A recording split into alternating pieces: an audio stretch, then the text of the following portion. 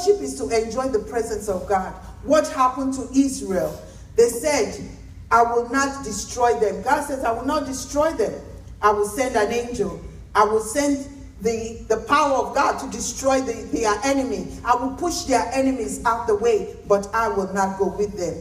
They had turned away from the commandments of God because they disobeyed God's manifested presence, and God withdrew his presence from them.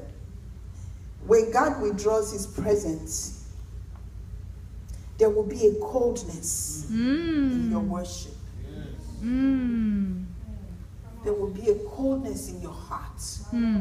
You hear the word, it doesn't penetrate. It's like it just bounces off. Wow. It's like you're just going through the motion. You pray, you're distracted. Your mind is all over the place. The presence of God is to draw us into a focus with him.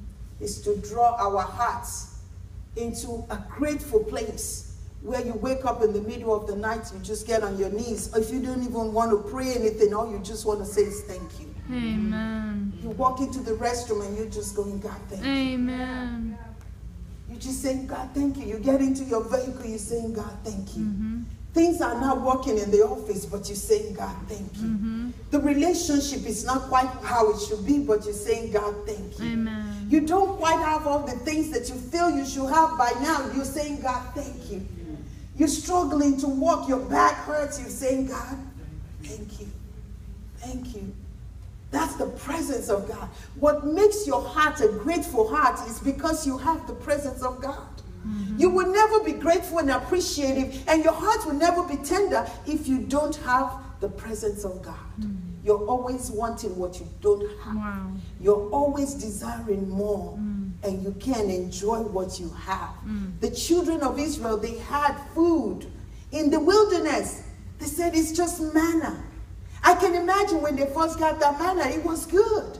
It's heaven's food. But after they ate it for a while, they were like, we're tired of this manna. We want meat. Just give us meat. And God is saying, the manna is to sustain you for a few days because I'm bringing you to the land full of everything that you need. But because they kept complaining and murmuring, we want meat. We want meat. Moses, you brought us out here to kill us. And God says, okay, the more you complain, the more you're going to remain in the desert. The more you complain, the more you're going to remain. And they spent 40 years in a land they shouldn't have been in for more than 2 weeks. The presence of God does something that it breaks every yoke. It destroys every bondage. It removes every burden. It takes away all the obsession. And it gives us the peace. The spirit of contentment is great gain.